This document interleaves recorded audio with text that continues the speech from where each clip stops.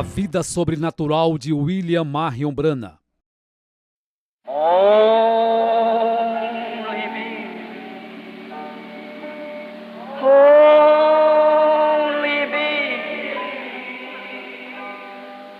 all things are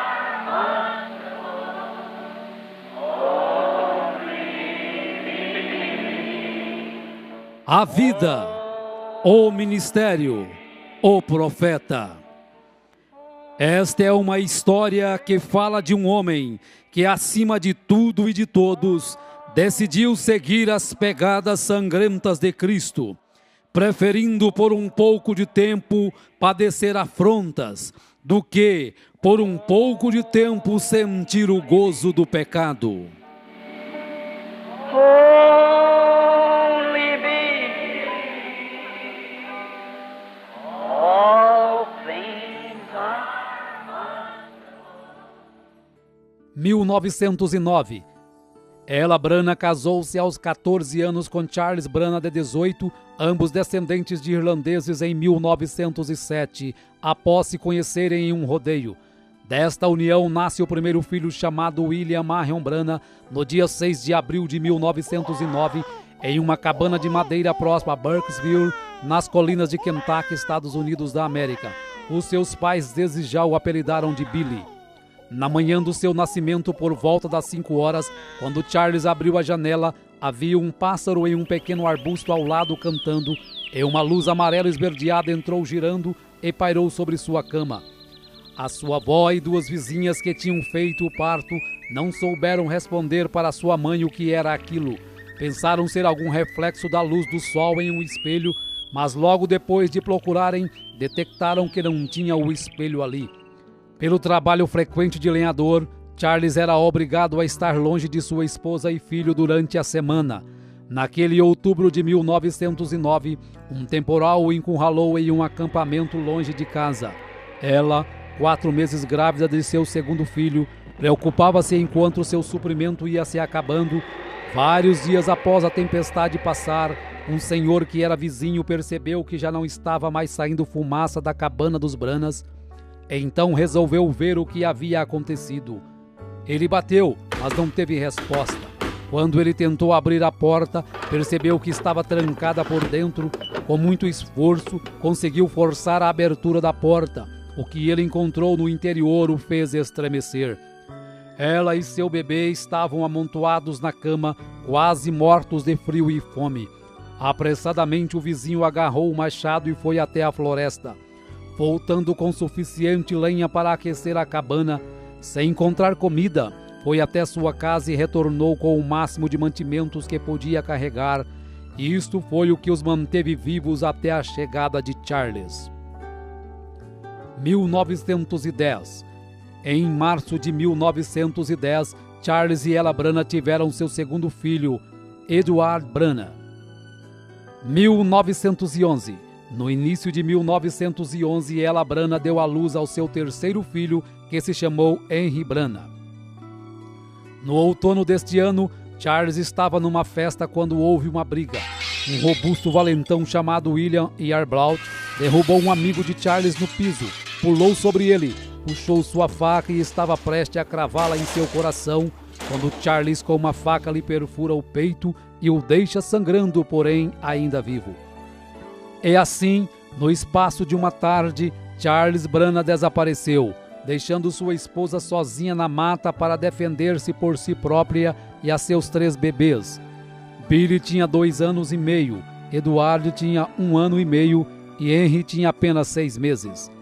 Nesta idade de 17 anos, Ella Branham percebeu que Charles havia deixado uma parte dele mesmo com ela. Ela estava grávida novamente. 1912. Na primavera de 1912, quando Billy estava com um pouco mais de 3 anos, a sua primeira visão aconteceu.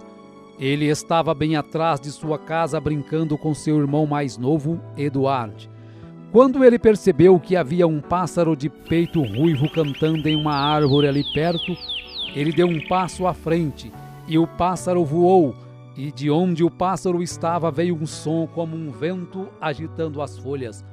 Então uma voz estrondou da árvore, uma voz humana muito clara, a qual disse: Você viverá perto de uma cidade chamada New Albany.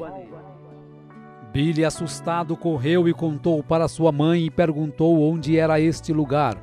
E sua mãe logo respondeu que era uma cidade indiana, cerca de 160 quilômetros de onde moravam. Porém, sua mãe não acreditou naquela história. Várias semanas depois, chega uma carta de Charles dizendo que ele havia encontrado trabalho fixo numa cidade chamada Utica, em Indiana, e que esta cidade se localizava a 16 quilômetros a nordeste de... Ela Branagh parou repentinamente e olhou com espanto a seu filho com 3 anos de idade. Como poderia ser isto? Rapidamente Billy pergunta: Onde, mamãe? Onde é Utica? Ela disse lentamente: Billy, nós vamos morar a 16 quilômetros a nordeste de New Albany, Indiana. Em maio de 1912, nasce o 4º filho do casal, chamado Melvin Branagh. 1913. Na primavera de 1913, Charles consegue um emprego em Jeffersonville, Indiana, com um dono de destilaria. Apesar de receber pouco, tinha a vantagem de morar sem precisar pagar aluguel. Sua cabana situava numa colina de frente para o rio Ohio e a aproximadamente 5 quilômetros de New Albany. 1914. Em maio de 1914, nasce o 5º filho do casal, chamado Edgar Lee Branagh. 1916. Em setembro de 1916, Billy, com 7 anos, e Eduardo, com 6, começaram a estudar na escola Utica Pike, que era uma típica escola rural de uma única sala. A senhora Temple seria a professora deles por muitos anos. O primeiro uniforme de Billy foi uma improvisação de um paletó que era de Charles, e ela Branagh o costurou e fez umas calças. Nesta época, Billy começou a perceber que sua família era pobre, pois todas as crianças se vestiam melhor e comiam sanduíches, doce ou bolo para a sobremesa, enquanto ele comia somente feijão e alguns dias não comia coisa alguma. Nesta época, apesar de gostar muito de pescar com seus colegas, Billy foi forçado a deixar a pesca e participar do plano de seu pai de fabricar uísque escondido, pois naquele estado não era permitido o consumo de bebida alcoólica. Charles então fabricava escondido e vendia para alguns vizinhos sedentos de bebida. Numa tarde, quando Billy foi buscar água para seu pai fabricar o uísque, parou no meio do caminho para descansar à sombra de uma grande e prateada árvore de álamo. Lágrimas escorridas misturadas com poeira estavam estampadas em seu rosto quando algo aconteceu. Aparentemente parecia ser apenas o barulho do vento soprando entre as folhas da árvore. Olhou para cima e as folhas não estavam em movimento. Tampouco havia sequer sinal de vento. Levantou-se, caminhou uma pequena distância, olhou novamente para cima. Então ouviu aquele ruído novamente e notou que bem no meio da árvore havia um redemoinho do tamanho de um barril agitando seus galhos. E o vento parecia estar soprando sobre as folhas de um lugar específico da árvore. E o barulho já estava bem mais forte. De repente, em meio deste redemoinho, uma voz estrondou da árvore, uma profunda e audível voz dizendo: Nunca fumes, nem bebas, nem de maneira alguma corrompa o seu corpo, porque tenho uma obra para ti quando tiveres maior idade. Saiu correndo e contou para seus pais, e disse que nunca mais passaria por aquela árvore novamente, e ele nunca mais passou. 2 semanas mais tarde, Billy e Edward estavam brincando e subitamente ele sentiu algo estranho vir sobre ele. Então ele parou e sentou-se ao lado de uma árvore à margem do rio Ohio. Ele olhou para baixo em direção a Jeffersonville e viu uma ponte levantar-se da margem, peça por peça, em movimentos rápidos e atravessar o rio. Viu também que durante sua construção, parte da ponte caía, causando a morte de 16 homens, desaparecendo nas águas escuras. Novamente, quando ele conta a história para sua família, ninguém acredita, a não ser sua mãe, que começa a ligar os fatos desde o seu nascimento. 1917. 1917 foi um difícil ano para Billy na escola. Muito pobre, sem condições de uniforme digno, sem sapatos para usar. Um dia a professora ficou curiosa em saber por que Billy insistia em usar um casaco em um dia tão quente. Como ele não estava com camisa por baixo, disse que estava com frio. Então ela pediu que ele se sentasse próximo à lareira para aquecer, pois só podia estar doente. Gotas de suor formaram em sua fronte e escorriam por sua face, mas ele não contou o segredo para evitar risadinhas que já estavam sendo frequentes acerca de suas vestimentas. 1923. Em maio de 1923, nasce o 8º filho do casal Brana, chamado Howard Brana, que se junta a Charles Jr. de 4 anos, Jesse de 7, Edgar de 9, Melvin de 11, Henry de 12, Eduardo de 13 e Billy com 14. Nesta época, Billy fazia armadilhas para apanhar animais e ajudar a colocar comida em casa, pois para seu pai estava difícil sustentar 8 filhos, principalmente no inverno. Os Branas tinham uma má reputação nos arredores de Jeffersonville, por isso Billy frequentemente era evitado pelas pessoas. E ele sabia que era porque seu pai e seus tios eram uma turma desagradável de fumantes, mascadores de fumo, que jogavam, bebiam e fabricavam bebidas alcoólicas clandestinamente. Neste ano, Billy foi tentado a beber, sendo forçado por seu pai e um amigo. Quando Billy não aceita, seu pai o chama de marica.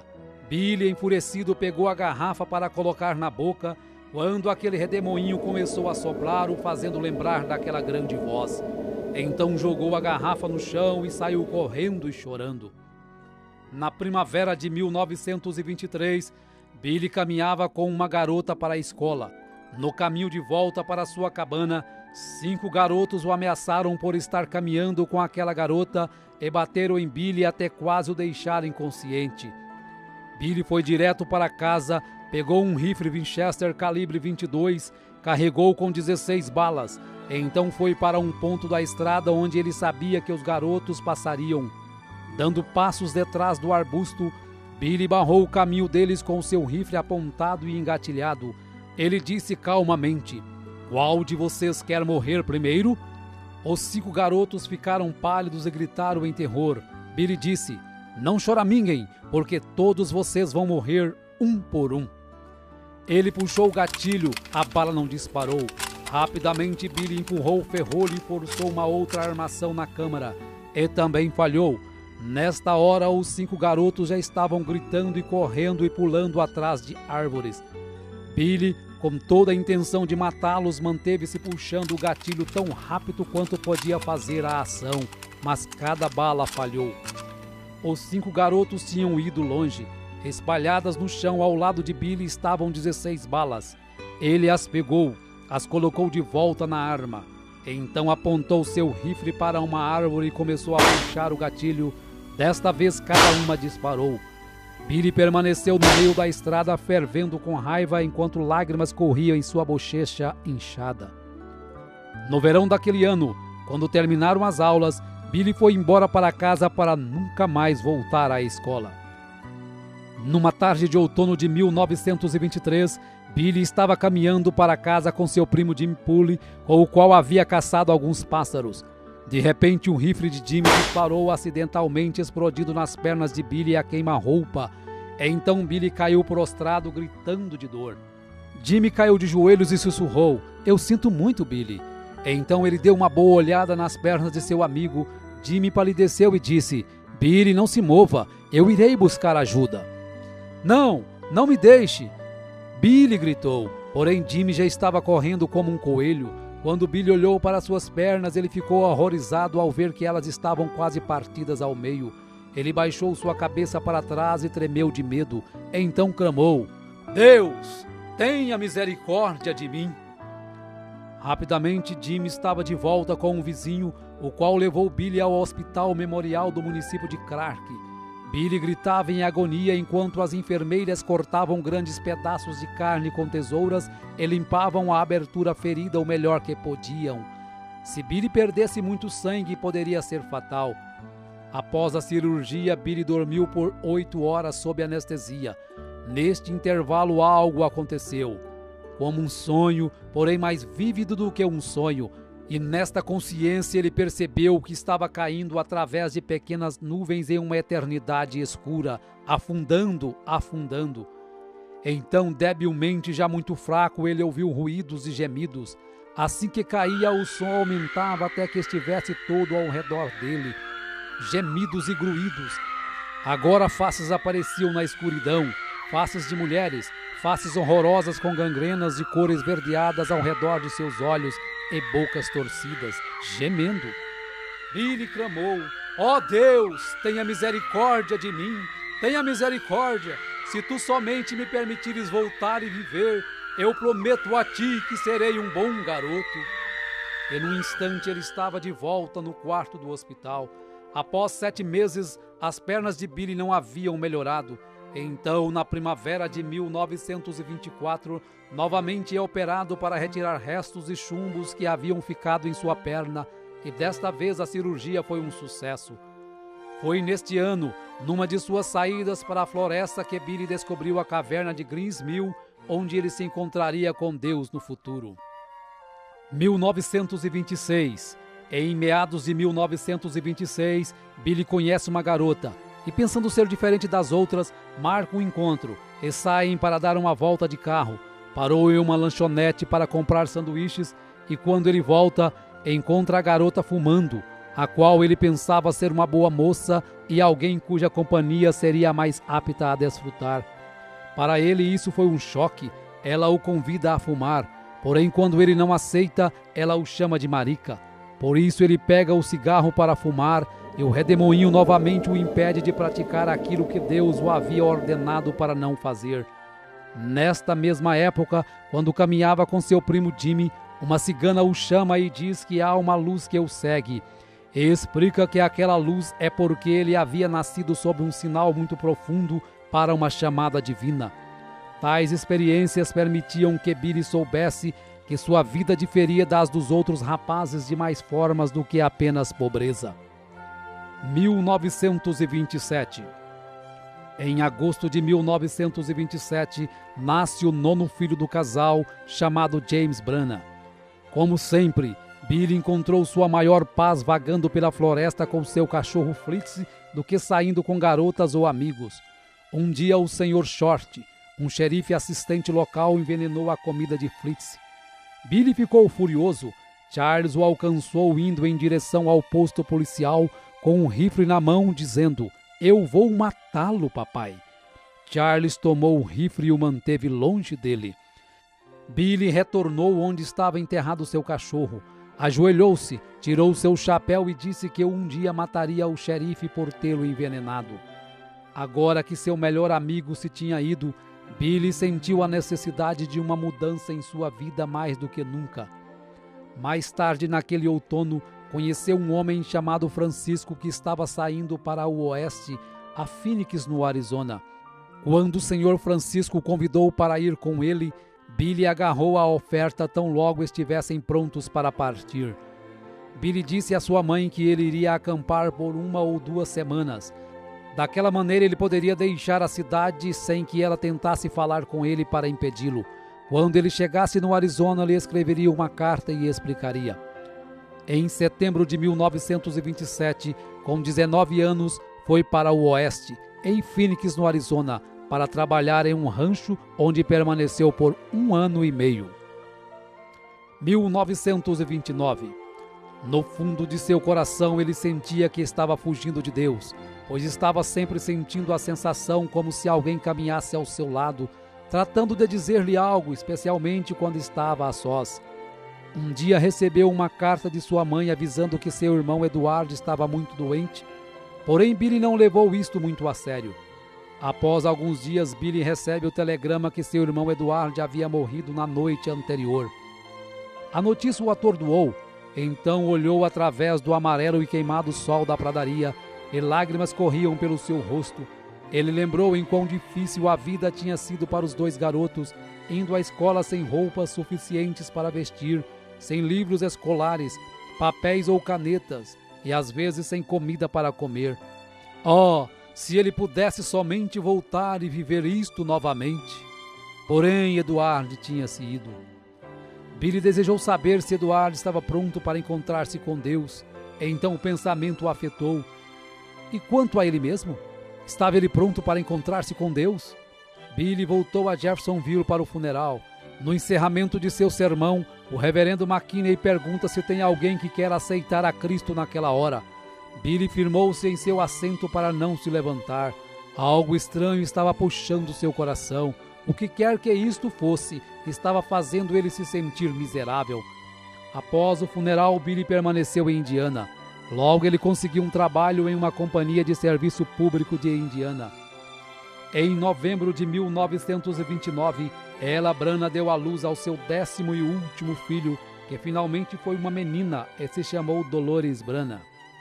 Nesta época, Billy recebeu uma proposta extra de emprego, desta vez de ser guarda florestal do estado de Indiana. Agarrando a proposta de imediato, pois ele ajudava no sustento da família Branham com 11 pessoas em casa. Um dia, ao ser escalado para patrulhar o Parque Estadual de Henryville, dentro do ônibus, uma mulher astróloga diz quem ele era, o dia em que ele havia nascido, e que havia nascido sob um sinal como um dom para a humanidade. Termina dizendo que ele havia nascido para o Oeste. 1930. Após algum tempo, Billy sofre um acidente de moto em frente a um campo de treino de pugilistas. Então os homens o convidam para entrar e assistir a algumas lutas enquanto se recupera. A partir de então começa a tomar gosto pelo boxe e inicia os treinamentos com George Smith, que era então conhecido por 6 segundos, por derrotar um adversário no ringue em 6 segundos. Billy prosperou no ringue e, lutando como amador, nunca havia perdido uma luta. Depois de um ano de competições, ele se tornou um profissional e campeão de vários torneios.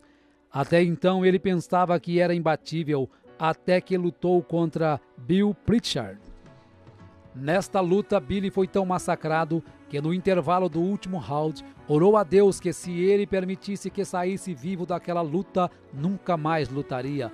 Depois daquela noite, Billy jamais subiu no ringue novamente. 1931. No outono de 1931, Billy, com 21 anos de idade, foi acometido de acidez estomacal devido a ter se asfixiado com gás em seu trabalho em New Albany, ficando muito ruim. Seu estômago rejeitava quase tudo o que tentava comer. Então, após passar por especialistas em Louisville, Kentucky, os médicos disseram que era apendicite e que ele tinha que ser operado. Muito embora ele nunca tivesse sentido nenhum sintoma dessa enfermidade, permitiu que fizessem a cirurgia. Nervoso e assustado, ele queria alguém perto dele durante a operação que soubesse orar, sentia estar chegando ao fim de sua carreira. Embora não tivesse jamais bebido, fumado ou se corrompido de alguma forma, tinha a consciência de que não estava pronto para se encontrar com Deus. Após a cirurgia, deitado e completamente consciente, Billy sentiu seu pulso se tornar mais fraco a cada minuto. Foi quando o quarto do hospital começou a escurecer como se fosse um grande bosque. Ele podia ver o vento soprando entre as folhas. Ele começou a ter a sua terceira visão. As folhas que ele escutava eram as mesmas que sopravam naquela árvore de álamo naquele dia. Porém, desta vez a voz disse: "Nunca bebas, nem fumes, nem corrompa seu corpo de maneira alguma. Eu tenho te chamado, porém tu não tens me atendido." Estas palavras se repetiram por 3 vezes.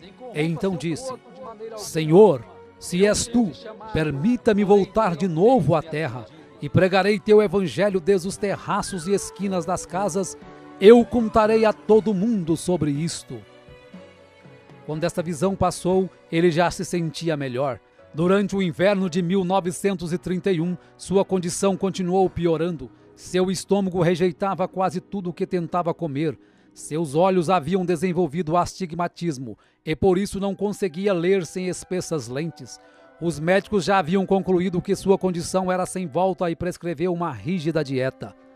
A partir deste momento ele começou a buscar a Deus, começou a ler a Bíblia sistematicamente e quanto mais lia, mais encorajado ficava.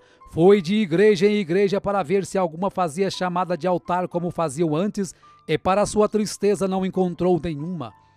Uma noite sentiu tanta necessidade de Deus e de uma experiência real que foi a um velho celeiro detrás da casa para orar.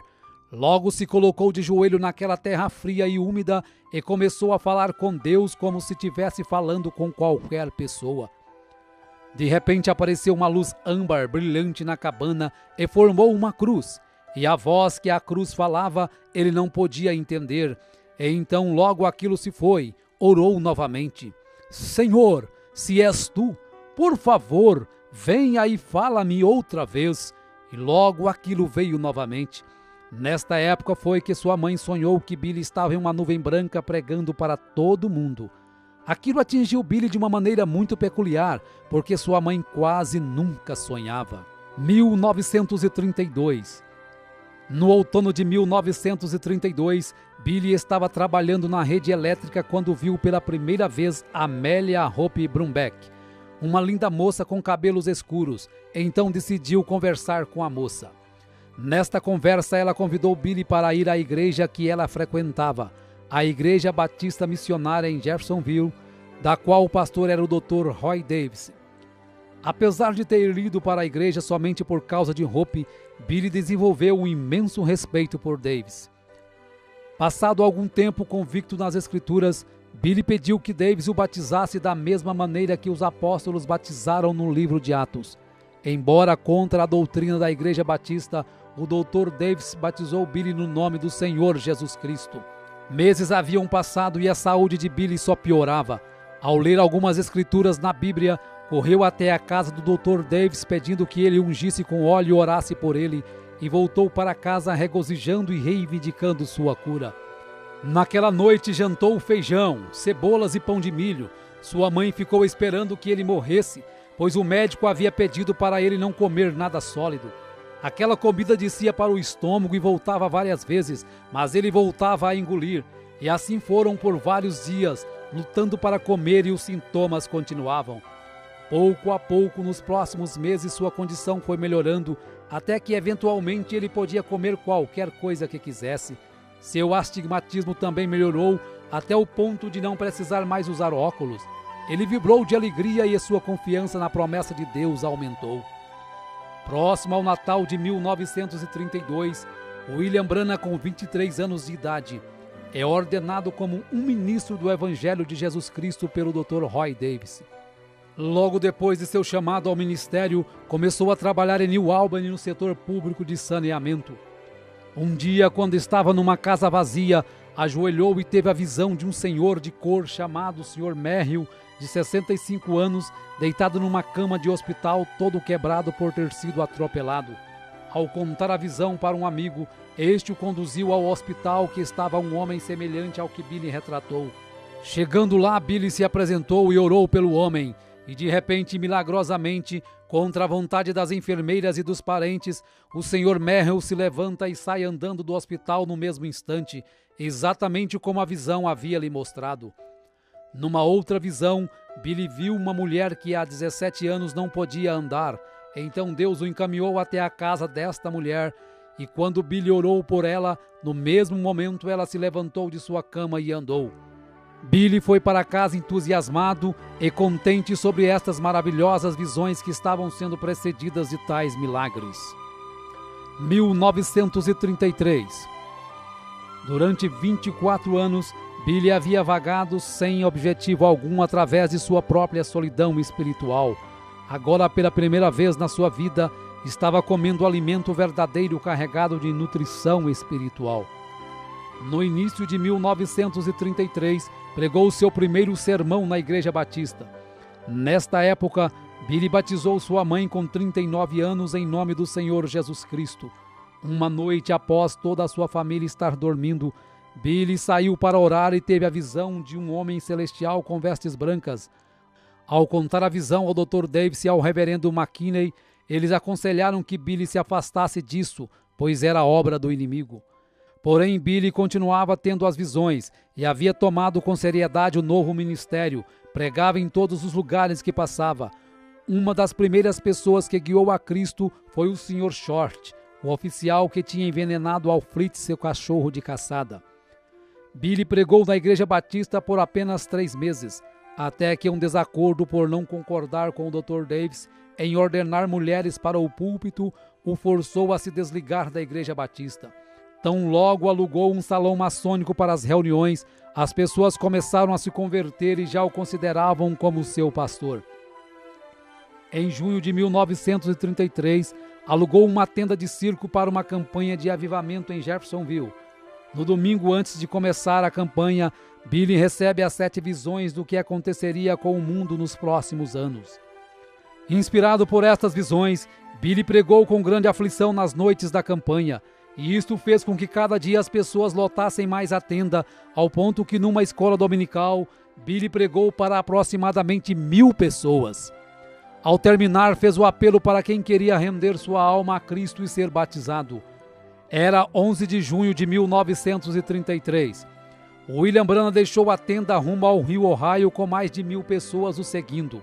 Destas, 200 pessoas para serem batizadas. Quando o irmão Branham batizava a 17ª pessoa, uma bola de fogo desceu sobre sua cabeça e dela uma voz familiar saiu. Assim como João Batista foi enviado como precursor da minha primeira vinda, tua mensagem precursará a minha segunda vinda. Margie, uma professora de escola dominical conhecida do irmão Branham, estava por ali em seu bote à margem do rio, usando apenas roupas sumárias. O irmão Branham pediu que ela se retirasse, porém ela começou a ridicularizar o batismo até quando viu a luz celestial e, num desespero, caiu de costas e bateu a cabeça, ficando demente para o resto da vida. Após a campanha, o salão maçônico alugado já não suportava mais a quantidade de pessoas que frequentavam as reuniões. Então o irmão Branham orou até que Deus mostrou para ele um terreno pantanoso na esquina da Rua 8ª com a Rua Penn.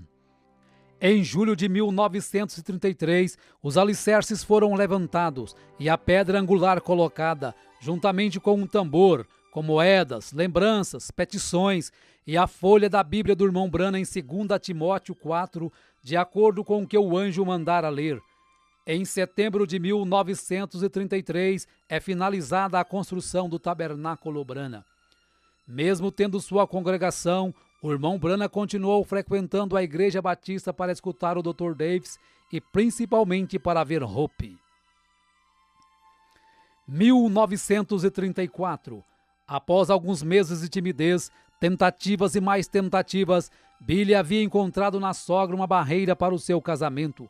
Porém, no Sr. Charles, seu sogro, ele encontrou todo o apoio para realizar o seu sonho de se casar. Billy e Hope, enfim, se tornaram noivos e após alguns meses se casaram no dia 22 de junho de 1934, ele com 25 anos e ela com 21. 1935. No dia 13 de setembro de 1935, nasce o primeiro filho do casal, chamado Billy Paul, e em outubro deste mesmo ano se cumpre a primeira das 7 visões. Mussolini invade a Etiópia. Alguns dias depois, o irmão Branham se sente atraído pelos pentecostais ao assistir um de seus cultos. 1936. Em junho de 1936, quando regressava de uma pescaria, ao atravessar o rio Mishawaka, viu uma grande multidão que se reunia para os cultos. Foi aí então o seu primeiro relacionamento com os pentecostais. Eles estavam se reunindo ali para uma convenção. Eram pessoas bem expressivas. Tudo isso era novo para ele, pois não sabia que classe de pessoas era aquela.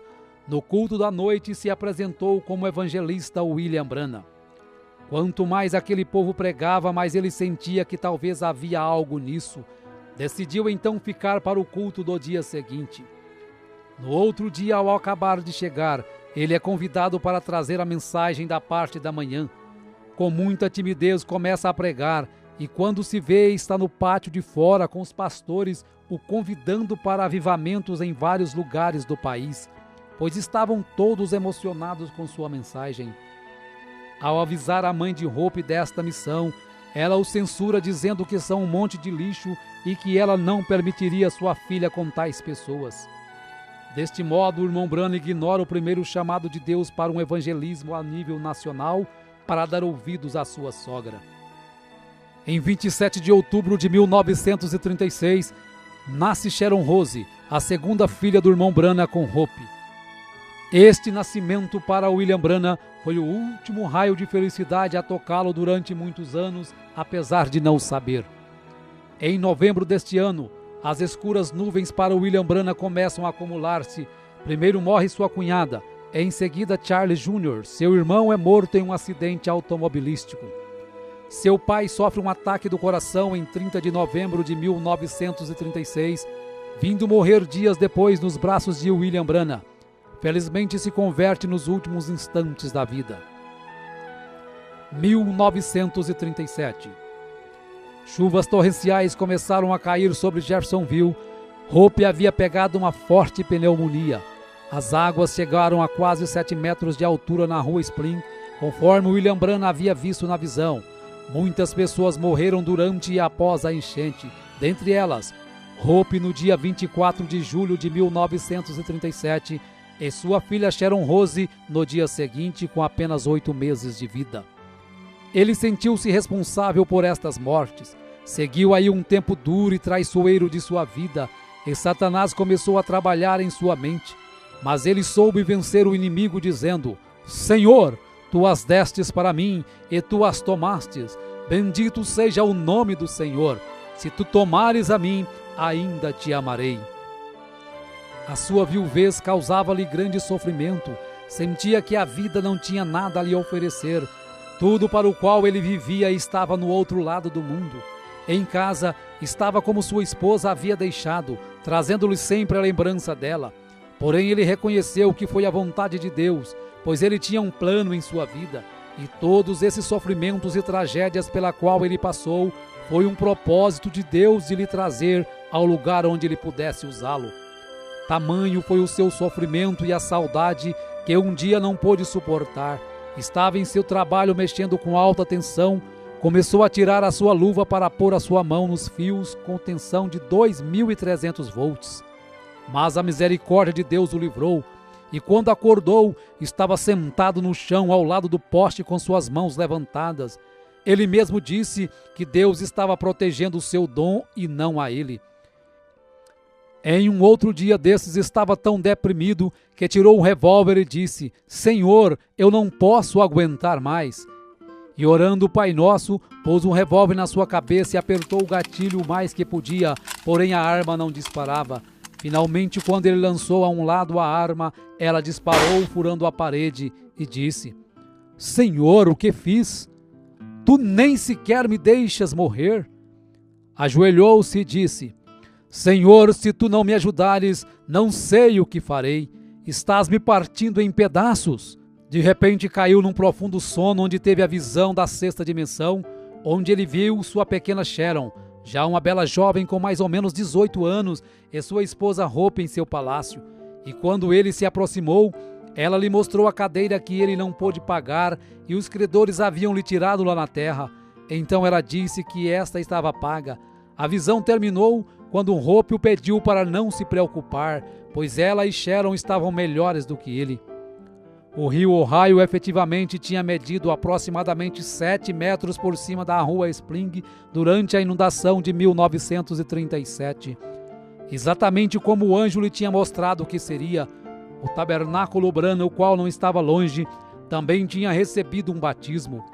Quando as águas baixaram, todos os móveis do tabernáculo estavam virados para cima, a não ser o púlpito, que se posicionou de volta no lugar exato em que estava, na posição vertical e voltado para a congregação. A noite anterior à inundação, Billy tinha deixado sua Bíblia aberta na parte superior do púlpito.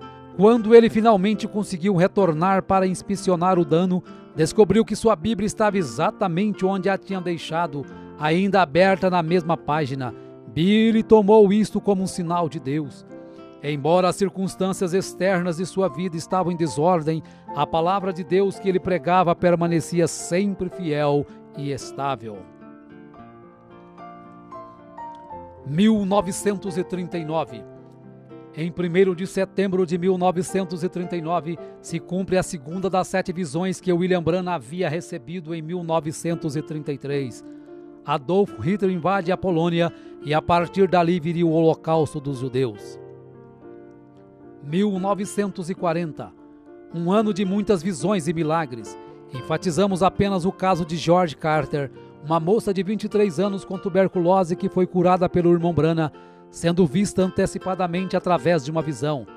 Viveu com saúde até 1954, quando diagnosticou câncer no seio. Novamente o irmão Branham ora e ela é curada, recebendo mais 44 anos de vida, morrendo em 1998 com 84 anos de idade.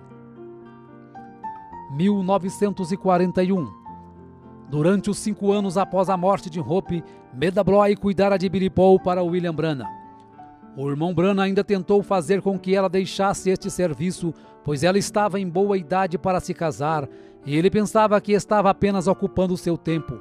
Porém, Meda se entristeceu com este pedido e chorou durante dias, pois ela se sentiu muito bem naquele lugar e no que fazia. Após uma festa de aniversário que Meda havia feito para Billy Paul em 13 de setembro de 1941, durante uma noite, o anjo, ao acordar William Branham, o ordena a se casar com Meda no dia 23 do próximo mês, dizendo até o horário da cerimônia. William Branham e Meda Bloy se unem em matrimônio no dia 23 de outubro de 1941, conforme a ordenação do anjo.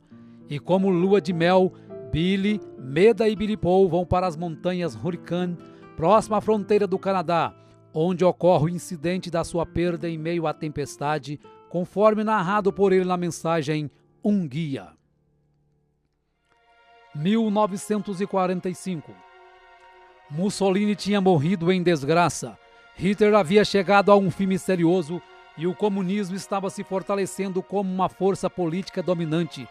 As 3 primeiras visões já haviam se cumprido. Agora William Branham se sentia mais otimista acerca de seu ministério, pois Deus cumpria cada visão que ele dava. Foi neste ano que ocorreu o incidente do touro assassino e a cura da esposa do incrédulo Sr. Andrews. 1946. No dia 21 de março de 1946, Meda dá à luz ao seu primeiro filho, uma menina chamada Rebecca Branham. Nesta época, todos os ministros o criticavam pelos incidentes que haviam ocorrido na sua vida.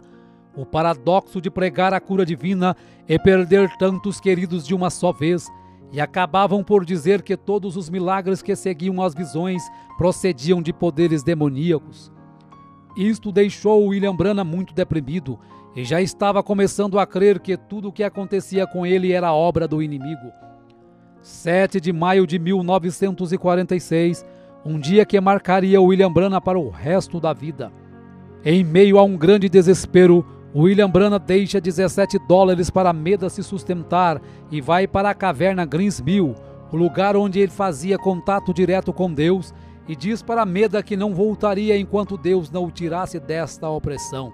Após muito clamar a Deus, um anjo lhe aparece e o comissiona dizendo que Deus irá enviá-lo para levar ao mundo um dom de cura. Para que as pessoas pudessem crer nele, era necessário que ele fosse apenas humilde e sincero, e seria-lhe dado 2 sinais como foi dado a Moisés. O primeiro seria que, ao pegar na mão direita do enfermo com a sua mão esquerda, poderia detectar a presença de alguma enfermidade. E o segundo seria que, por meio de uma visão, ele diria até os mais profundos pensamentos e intenções dos corações. Assim sendo, todos terão que crer.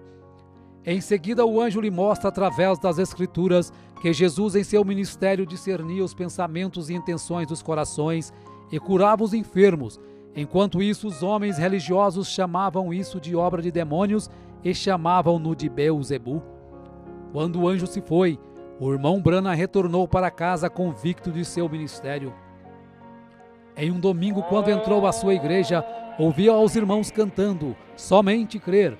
Quando sentiu a presença do anjo se aproximar, percebeu que este estava destinado a ser o seu hino tema. Passado alguns dias, William Branham procura o Dr. Roy Davis para contar acerca da sua comissão, e novamente o Dr. Davis diz que ele está apenas cansado e que foi apenas um sonho. Mesmo com a falta de incentivo, o irmão Branham estava determinado a seguir a comissão do anjo. Neste ano ele começa a exercer os sinais que a ele foi dado pelo anjo. pessoas começam a procurá-lo para serem curadas. Através do primeiro sinal, do pegar na mão direita da pessoa enferma, curas e milagres começaram a acontecer. Um dia, o pai de uma criança curada por William Branham o convida para uma semana de avivamento e cura em St. Louis. E durante as reuniões em St. Louis, o irmão Branham fazia a chamada de altar para as pessoas que estivessem enfermas recebessem a oração da cura. No término da semana, os ministros de St. Louis estavam perplexos ao verem tantos prisioneiros serem libertos, câncer desaparecer, tuberculose sumir, surdos ouvirem, cegos verem, aleijados andarem, e por isso pediu para que o irmão Branham ficasse mais uma semana. Após 11 dias de cultos, o irmão Branham teria tocado e orado por mais de 1000 pessoas. Fisicamente o irmão Branham estava esgotado, porém realizado por ter feito o que Deus lhe pedira, se dedicar por tempo integral ao ministério. Não muito tempo depois de chegar de St. Louis, um telegrama chegou do reverendo Adams de Arkansas, o convidando para uma campanha de cura por uma semana na sua cidade. Em agosto de 1946, William Branham estava em Camden, Arkansas, em um ginásio escolar. Na primeira noite, a coluna de fogo desceu sobre o irmão Branham no ginásio, operando curas, fazendo pessoas correrem, gritarem, desmaiarem. Um fotógrafo capta o momento em que a coluna estava sobre a cabeça do irmão Branham. Após uma semana de cura, teve que sair escoltado pela polícia, pois a multidão não o permitia nem andar. Após Camden, William Branham fez uma campanha de cura de uma semana em Pine Bluff e logo depois vai a Little Rock, a capital do estado de Arkansas. Do verão até o outono de 1946, William Branham pregou através de Arkansas sem parar, sem tempo para descanso. Eram comuns reuniões acabarem às 3 horas da manhã e após os cultos, quando o irmão Branham exausto começava a cochilar, o telefone tocava e do outro lado da linha uma pessoa enferma precisando de oração. E mesmo a quilômetros de distância dali, o irmão Branham nunca desprezou nenhum pedido de oração, indo até o enfermo e fazendo a oração da cura. Uma campanha de 8 dias em Jonesboro reuniu o maior número de pessoas que já haviam assistido um culto com o irmão Branham. Uma estimativa feita pelo jornal calculou 28.000 pessoas. O irmão Branham faz uma declaração valente que pretendia ficar ali no púlpito até a última pessoa enferma passar pela fila de oração. O primeiro dia e noite passaram, e o irmão Branham apenas tirava algumas horas para se deitar atrás do púlpito para cochilar, e quando acordava, a fila de oração ainda estava aliada, com o próximo enfermo esperando sua vez para receber oração. William Branham tomava suas refeições do lado do púlpito, assim ele podia continuar orando pelos enfermos o dia todo. Muitos ficavam dentro do auditório dia após dia, apenas enviando alguém para trazerem sanduíches quando tinham fome. Após 8 dias e noites orando, o irmão Branham se encontrava tão exausto, tanto física quanto mentalmente, que ao se deitar não conseguia adormecer. A fila de oração continuava crescendo cada dia mais, e já estava maior do que quando começou no primeiro dia, porém ele não conseguia continuar ali nem mais uma hora. Após 3 meses de campanha, William Branham volta para casa com 9 quilos a menos.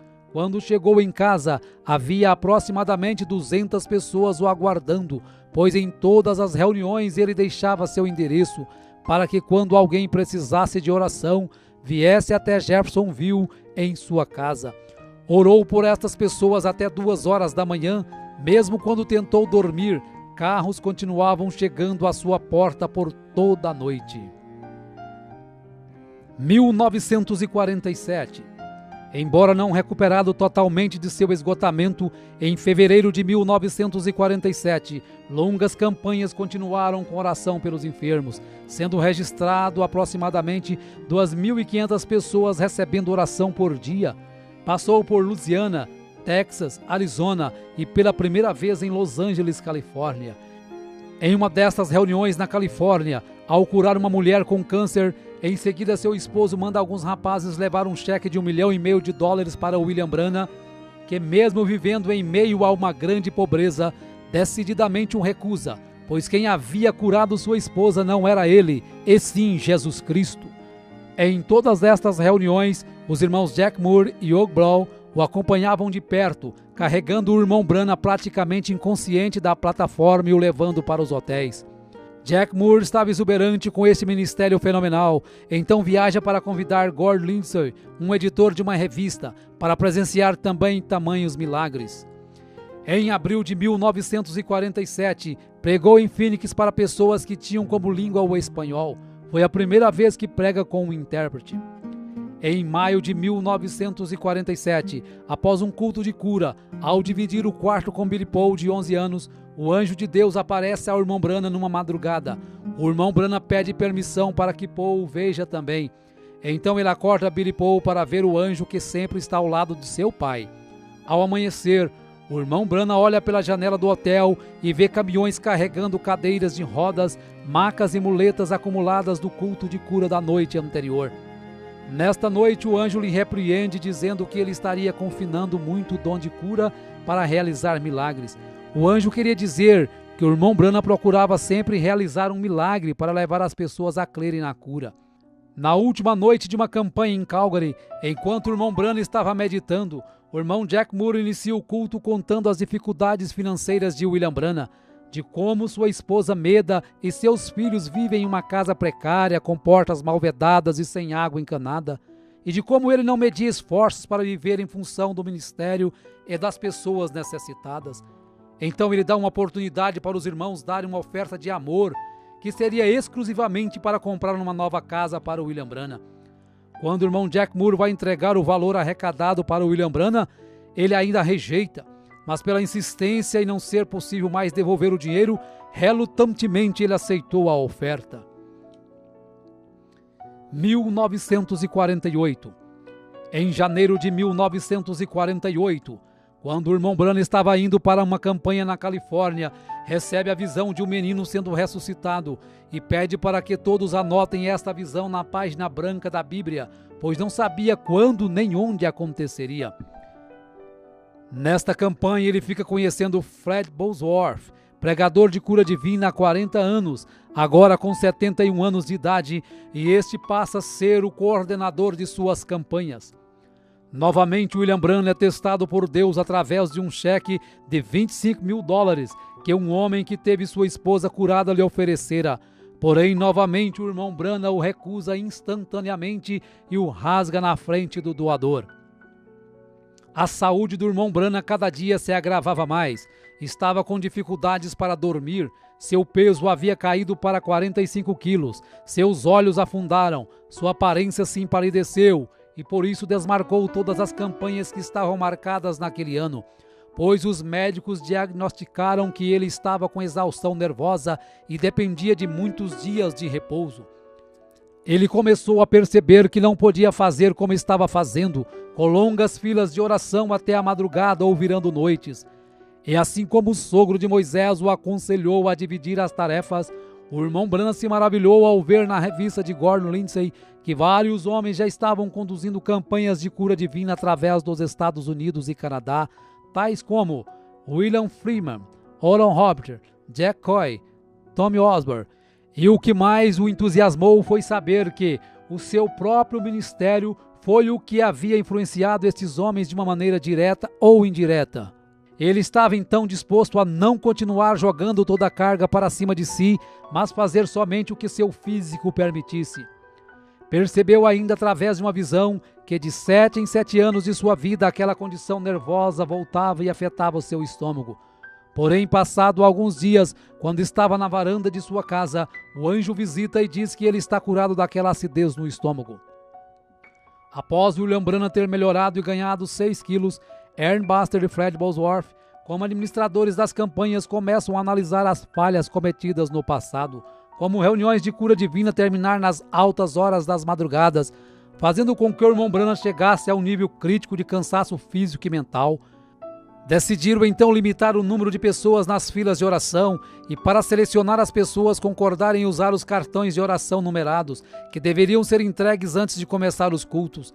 Desta forma, os administradores podiam monitorar sua força e encerrar o culto assim que eles sentissem que William Branham já tinha orado o suficiente. Em 14 de maio de 1948, Israel se declara uma nação independente, e o irmão Branham rapidamente associa esse fato com a figueira brotando descrita em Lucas 21. 1949. No dia 24 de julho de 1949, o curso da história cristã para William Branham mudaria para sempre. Quando estava pregando para 10.000 pessoas, ele tinha chamado a fila de oração, enquanto os oficiais reuniam 15 pessoas em ordem numérica. Quando chegou a primeira irmã para receber oração, o irmão Branham já não fez como sempre havia feito nos cultos de cura, segurando a mão direita da pessoa enferma, mas simplesmente começou a ter visões de episódios que haviam acontecido e que aconteceriam com aquela pessoa. A partir de então, ele percebeu que o segundo sinal que o anjo havia lhe dado estava começando a entrar em evidência, que era ver até os segredos mais profundos do coração. Algumas pessoas criam na visão e outras pensavam que era telepatia ou algo arranjado.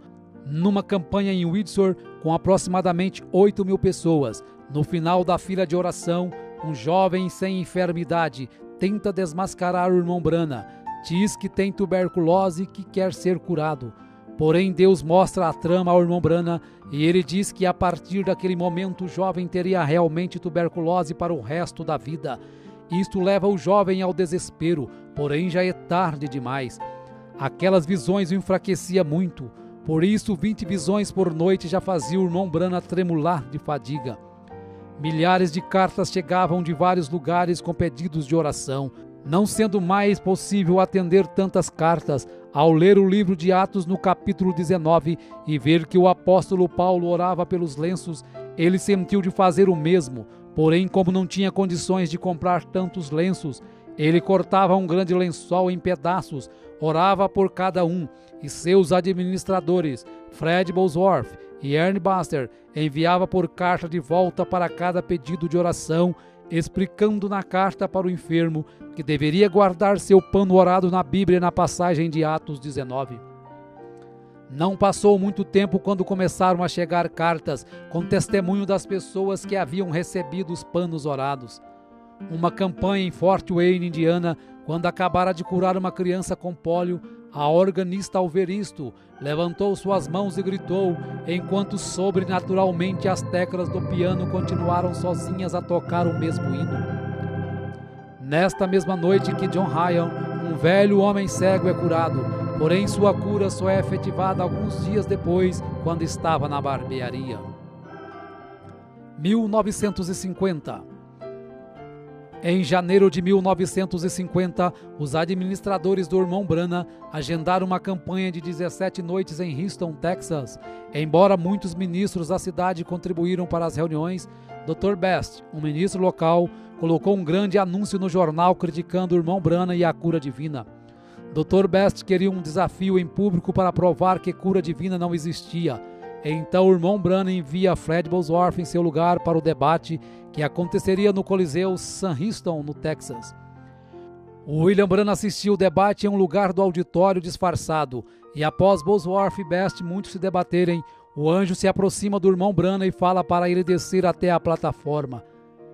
Era 24 de janeiro de 1950 e o Dr. Best havia contratado alguns fotógrafos do estúdio Douglas para desmascarar o irmão Branham como impostor.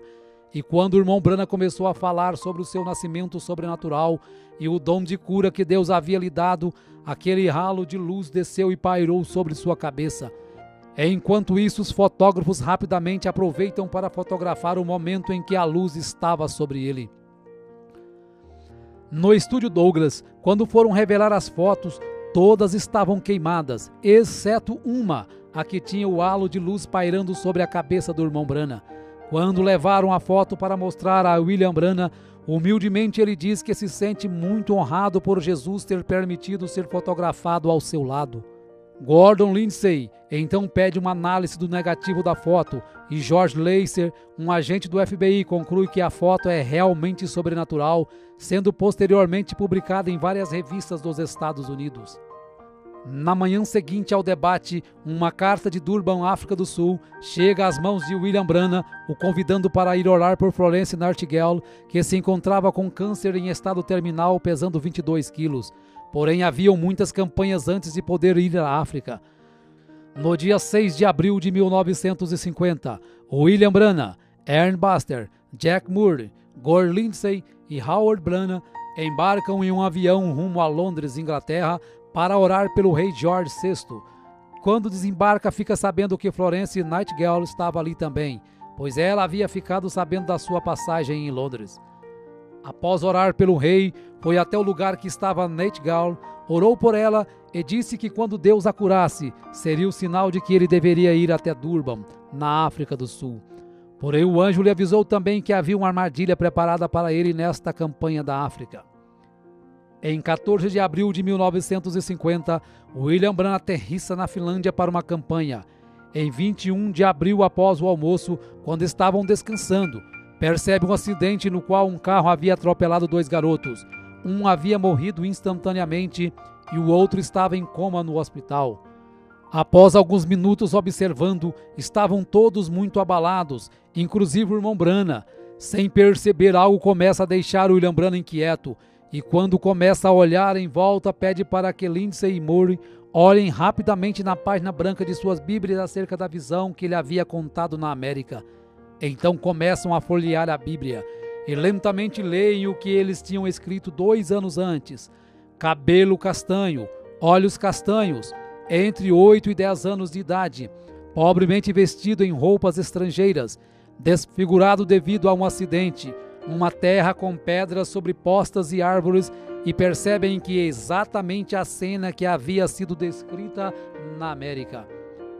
Então o irmão Branham se sente confiante e corajosamente desafia a todos os homens e mulheres que ali estavam, dizendo: se este garoto não viver nos próximos poucos minutos, vocês podem prender uma placa em minhas costas dizendo que eu sou um falso profeta.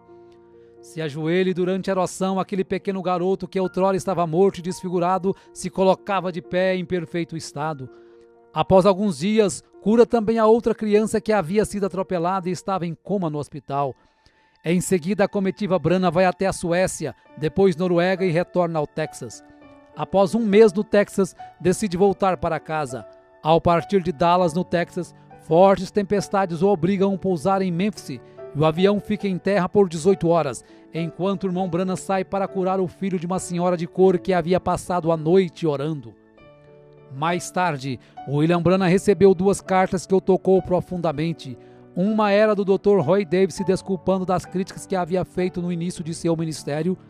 A segunda era de Florence Nightingale, que tinha sido curada em Londres.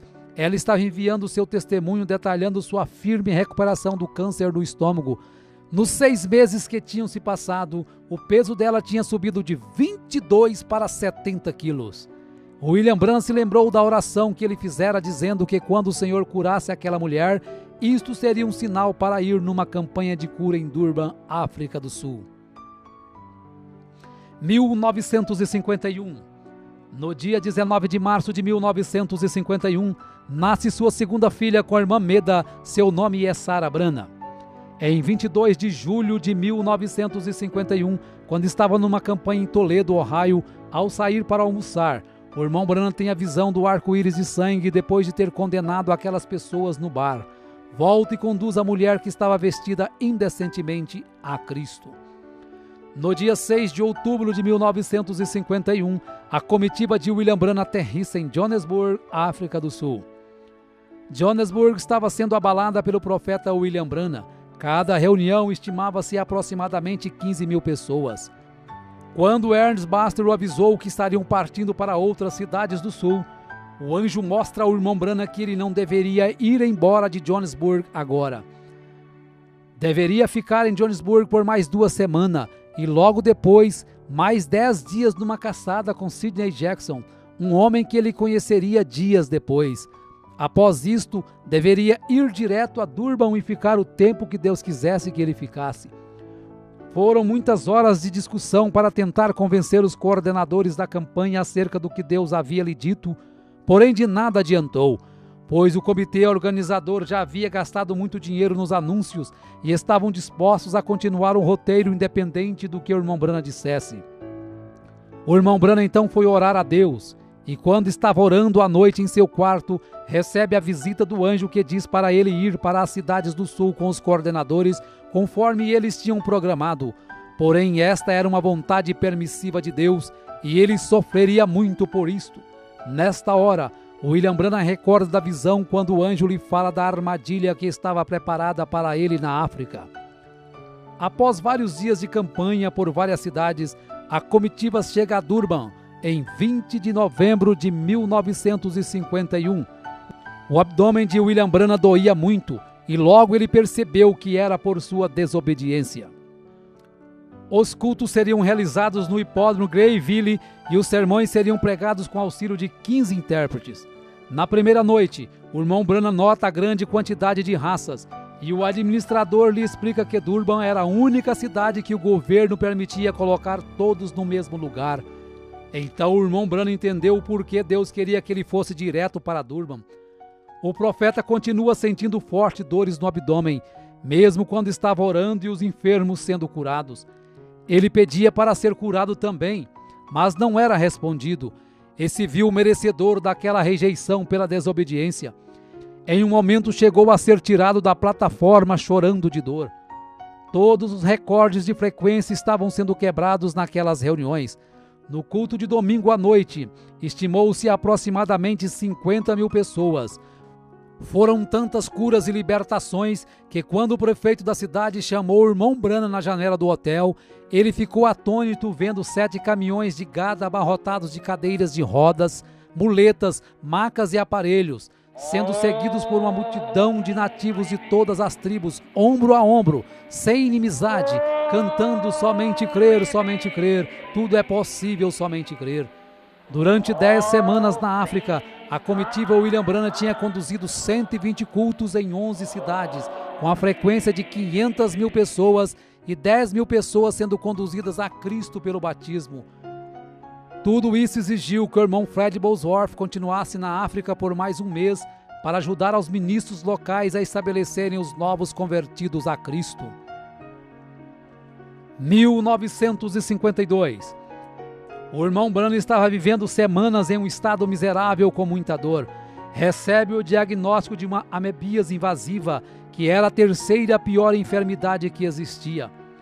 No final de fevereiro de 1952, ele retorna ao médico, que diz que o seu estado está cada vez pior e que se as amebas caírem em sua circulação sanguínea e chegar ao seu cérebro ou seu coração, ele viveria apenas mais 10 horas.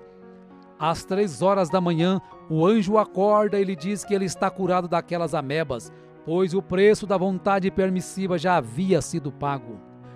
O irmão Branham retorna às suas campanhas em 13 de julho de 1952, com 8 dias de cultos em Hammond, Indiana.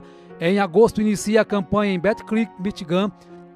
Durante esta campanha, o anjo do Senhor se aproxima de William Branham e diz: encerre as reuniões em Battle Creek e vira a Minneapolis imediatamente. Mais uma vez o irmão Branham teria que sair de um compromisso para cumprir a vontade perfeita de Deus. Só que dessa vez ele não desobedeceu a Deus, passando no teste que Deus lhe dera, mostrando o que aprendera com o acontecido na África. 1953. Após alguns meses de campanha em 1953, passando pela Flórida, Arkansas e Indiana, o irmão Branham decide passar o resto do verão descansando em casa.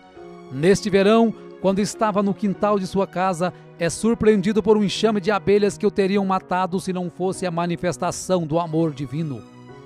Em agosto de 1953, o profeta recebe a proposta do pastor Leroy Cope de Los Angeles para fazer um filme documentário acerca do seu ministério, o qual Cope chamaria de O Profeta do Século XX. Em uma manhã de agosto começaram as gravações. Foi neste período que Billy Paul, com 18 anos, começou a se distanciar dos caminhos de Cristo. Mesmo sendo aconselhado por seu pai, decidiu tomar o caminho errado. Após algum tempo de rebeldia, se encontra na cama de um hospital, quando o anjo ordena que William Branham vá até ele. No quarto do hospital, o irmão Branham avisa que é ele que tem que orar, pois ele que pecou. Após sua oração, ali mesmo Billy Paul é curado e levado de volta para os caminhos de Cristo. 1954. Em setembro de 1954, começou sua terceira viagem além-mar, voando para Portugal. Saindo de Portugal, voou para Roma, na Itália, onde tinha uma audiência marcada com o Papa. porém a cancelou logo que lhe foi descrita as formalidades de beijar o seu anel e chamá-lo de Santo Pai. Saindo de Roma, voou até Cairo, no Egito, onde visitou as pirâmides. No dia seguinte, seu entusiasmo havia crescido, pois estava indo para Jerusalém. Porém, quando estava esperando o voo no aeroporto, o anjo lhe diz para não ir, porque ainda não era a hora e a Palestina não era seu lugar. Não seria fácil, mas ele teve que ignorar todos que o aguardavam na Palestina e obedecer ao mandado de Deus. Então ele remarca sua passagem para Atenas, na Grécia. Partindo da Grécia, voou para a Arábia Saudita e dali para Bombai, na Índia. Em Bombai, o público supera todos os recordes de todas as reuniões já presenciadas pelo irmão Branham. O prefeito estimou 500 mil pessoas em um só culto. Ao voltar da Índia, com o corpo exausto, em outubro vai para as montanhas do Colorado caçar e retorna ao lar reanimado corporalmente. 1955. Após 7 anos de evangelismo internacional, ele estimou que 500 mil pessoas tinham aceitado a Cristo como seu Salvador e não era possível estimar quantos milhões receberam a cura através de suas orações. Já que suas campanhas de cura divina atraíam multidões internacionais, ele sempre pregava sermões simples, esperando minimizar as críticas e aumentar a aceitação. Sabendo que Deus estava lhe chamando para ensinar mais doutrina, em janeiro de 1955, pregou 13 vezes em 11 dias na Igreja Filadélfia de Chicago, Illinois. Vários sermões doutrinários foram entregues e, entre eles, o princípio e o fim da dispensação gentílica. A partir de então, ele sabia que seu novo compromisso era passar mais tempo em cada campanha, ensinando fundamentos da Bíblia. Isso, sem dúvida alguma, estava fazendo algumas pessoas se sentirem desconfortáveis. Sob a coordenação de Jack Moody e Hugh Brown e com Billy Paul na distribuição dos cartões de oração, o irmão Branham fez várias outras campanhas, entre elas Phoenix, Arizona, quando teve a visão de Adão saindo do jardim do Éden com Eva por sua própria vontade, e em seguida foi orar pelos índios apaches em São Carlos. Em 4 de março de 1955 foi a Los Angeles, Califórnia, e lá percebeu que filmes e apresentações de televisão estavam distanciando muitas pessoas das coisas de Deus, pois a frequência em suas campanhas estavam caindo nos últimos 3 anos. A cura divina já não estava sendo tão acreditada, por ter surgido tantos charlatões com todos os tipos de teorias e sentimentos estranhos e chamando isto de sinais de Deus.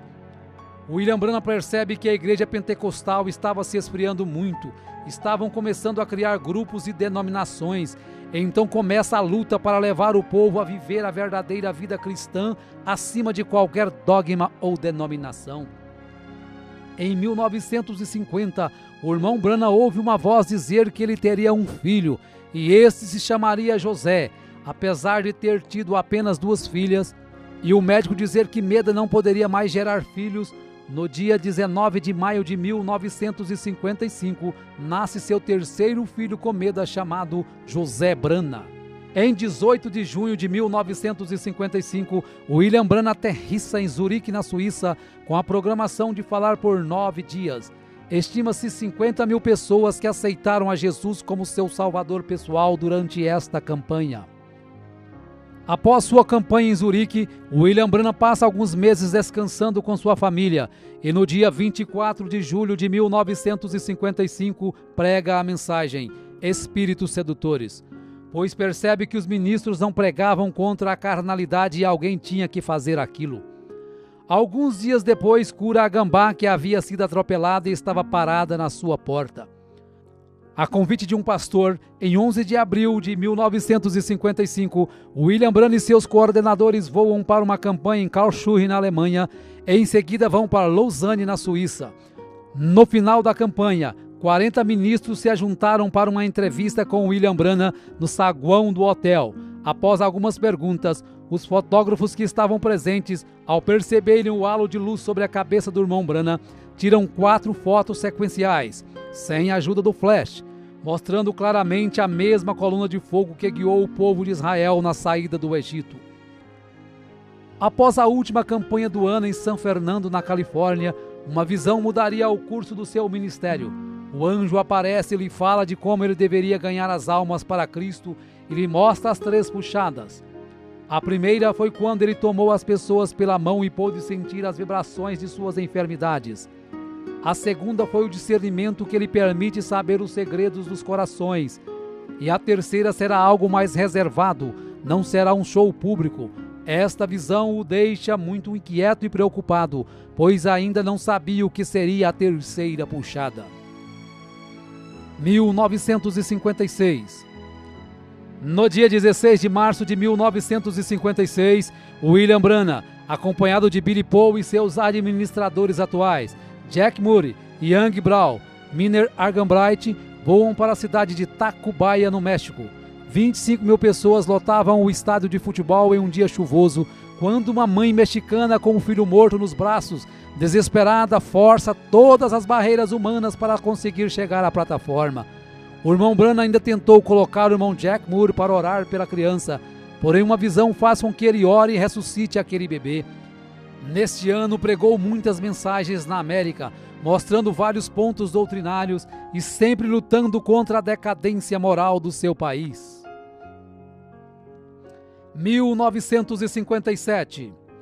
No dia 29 de junho de 1957, estava pescando com os irmãos Buck Woods e Lyle Woods.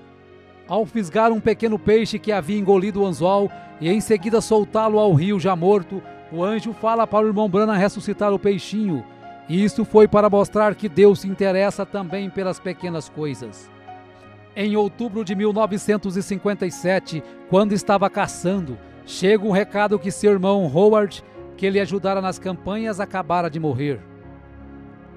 Após o funeral de Howard, William Branham vai para Lakeport, na Califórnia, para uma curta campanha. Em um de seus sermões, um fotógrafo tira algumas fotos do seu lado, e na sequência das fotos é possível perceber que sua câmera conseguiu captar a nuvem do anjo do lado direito de William Branham. Em novembro de 1957, o evangelista Fred Bosworth, que foi considerado um pai para William Branham, morre com 84 anos de idade. 1959.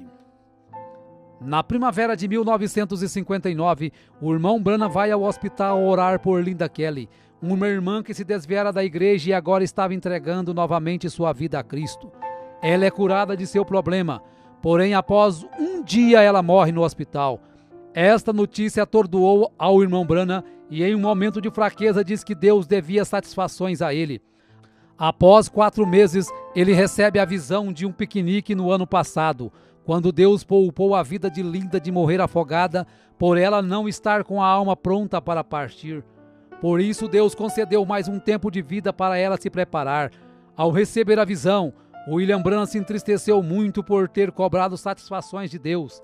Então vai até a casa da mãe da moça e conta a visão, explicando que havia chegado a hora para Linda partir. Um dos fardos mais pesados na vida de William Branham em 1959 foi a contínua luta com a Receita Federal, acerca de cheques que ele recebia para as campanhas. Por ser tão pressionado, chega a dizer que não está em casa quando seu advogado, o Sr. Orbison, liga para uma conversa.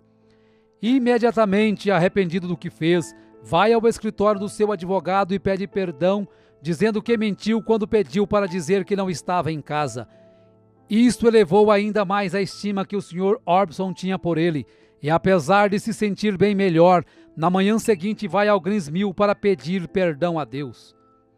No dia 8 de outubro de 1959, o irmão Branham estava na mata esperando esquilos, pensando acerca de uma escritura que o deixava confuso, que diz: qualquer que disser a este monte, ergue-te daqui e lança-te no mar, e não duvidar, aquilo que pede lhe sucederá. No momento, uma voz explica a escritura e diz para ele pedir o que quiser.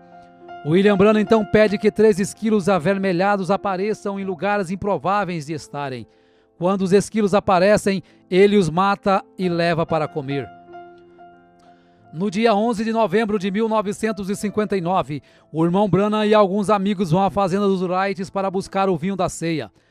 Lá encontra Hat Moser com seus filhos, seus pais e sua irmã Edith, que vivia sob uma cadeira de rodas.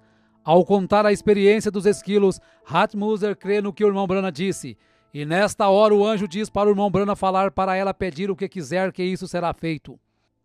Após alguns instantes, ela ignora qualquer quantia em dinheiro, ignora sua irmã na cadeira de rodas e pede a conversão de seus 2 filhos, que imediatamente se convertem a Cristo e recebem o batismo no nome do Senhor Jesus Cristo.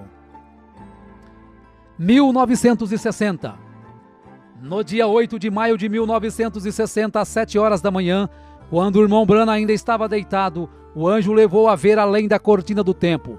No momento seguinte, ele estava numa planície e milhares de pessoas corriam em sua direção gritando: "Nosso precioso irmão!" Todos pareciam ter não mais de que 20 anos. Ele ficou confuso e o anjo lhe disse que eram seus convertidos na terra. Uma moça o abraça e quando ele diz que não a conhece, o anjo diz que esta era uma senhora de 90 anos que ele havia conduzido a Cristo na terra. Após algum tempo vê Hope, depois o seu cavalo Prince e o seu cachorro Fritz. E o anjo diz que tudo o que ele mais amava na terra estava ali. Quando fica sabendo que ele seria julgado juntamente com seu povo, se entusiasma por saber que o apóstolo Paulo também seria, e tudo que Paulo pregou ele havia pregado. De repente ele estava de volta naquele velho corpo deitado, mas dali em diante sua vida nunca mais seria a mesma. 1963. Em 28 de fevereiro, em Tucson, no Arizona, 7 anjos de Deus em formação de pirâmide compõem uma nuvem sobrenatural. E o irmão Branham, juntamente com o irmão Fred Sotman e o irmão Gene Norman, estavam ali como 3 testemunhas. Diversos observatórios fotografaram a nuvem e a fotografia foi publicada na página 112 da revista Life em 28 de maio de 1963. Em março deste mesmo ano, essa aparição precedeu a abertura dos selos, que ocorreu nos dias 17 a 24 de março de 1963. A revelação dos 7 selos é o que confirmou seu ministério como sendo o ministério do 7º anjo de Apocalipse 10:7 e do Elias de Malaquias 4, 5 e 6. Seu ministério foi marcado por visões, milhares de curas, milagres e maravilhas. Seria impossível estimar a quantidade de pessoas conduzidas a Cristo. Cegos enxergaram, surdos ouviram, câncer caiu na plataforma, tuberculose desaparecia e várias outras enfermidades eram abolidas. O que muito admirou a muitos dos seus coordenadores foi que durante todas suas campanhas nunca precisou pedir dinheiro para custear nenhuma delas, pois ele prometeu a Deus que permaneceria no campo enquanto Deus suprisse suas necessidades. Quando conheceu as mansões que Oral Roberts e T.L. Osborne haviam construído com o dinheiro arrecadado durante as campanhas, se sentiu indigno por ter apenas alguns dólares em sua conta bancária e saber que o ministério destes homens haviam saído do seu ministério. Porém, Deus se aproxima e diz ao irmão Branham: "Eu sou a sua porção." 1965. No dia 18 de dezembro de 1965, o irmão Branham estava retornando de Tucson, no Arizona, a Jeffersonville, Indiana, e havia programado ao retornar pregar sobre um tema intitulado A Trilha da Serpente. Na viagem estava Billy Paul com sua esposa Lois, seu filho Paul e José Branham em um carro, e no outro carro logo atrás estavam William Branham com sua esposa Meda e sua filha Sarah. Era aproximadamente 7h30 da noite, quando o carro do irmão Branham colidiu de frente com outro veículo conduzido por 2 mexicanos embriagados, que estavam dirigindo na contramão e com o farol esquerdo queimado. Quando Billy Paul olhou no retrovisor e percebeu o acidente, volta e encontra morto um dos rapazes mexicanos e sua família em estado muito grave presa às ferragens. Billy Paul pediu para seu pai falar a palavra e ele sairia daquelas ferragens imediatamente. Porém, o irmão Branham disse que o dom era para ser usado para os outros e não para si mesmo, tanto que ao saber que Meda estava morta, colocou a mão sobre ela e a ressuscitou ali mesmo no local. Quando o corpo de William Branham em coma deu entrada no hospital, muitas pessoas que estavam internadas até mesmo na UTI foram curadas instantaneamente. Apesar de todos os esforços, o irmão Branham veio a falecer no hospital 6 dias depois do acidente. As irmãs Meda e Sarah, com algumas fraturas, receberam alta alguns dias depois. O irmão Branham morreu aos 56 anos de idade, em 24 de dezembro de 1965, às 5 horas e 49 minutos. E como era o seu desejo, Billy Paul, juntamente com os irmãos que estavam ali no hospital na hora da notícia do seu falecimento, tiraram os chapéus e cantaram a estrofe do hino: somente crer, tudo é possível, somente crer. O irmão Branham foi sepultado alguns meses depois, em abril de 1966. Porém, sua morte não pôs fim a seu ministério, e hoje, 100 anos após o seu nascimento, nós podemos dizer que muito em breve estaremos estreitando sua mão e diremos juntos: nosso precioso irmão, obrigado pelo seu esforço, pela sua renúncia, por seu ministério. Estamos unidos hoje para estarmos juntos amanhã. 2009, 6 de abril de 2009. Ainda ressoa a voz de Deus através da mensagem do profeta William Marion Branham. Por enquanto estaremos nos reunindo e pregando esta mensagem a todos os povos e nações. Até nos encontrarmos com Jesus.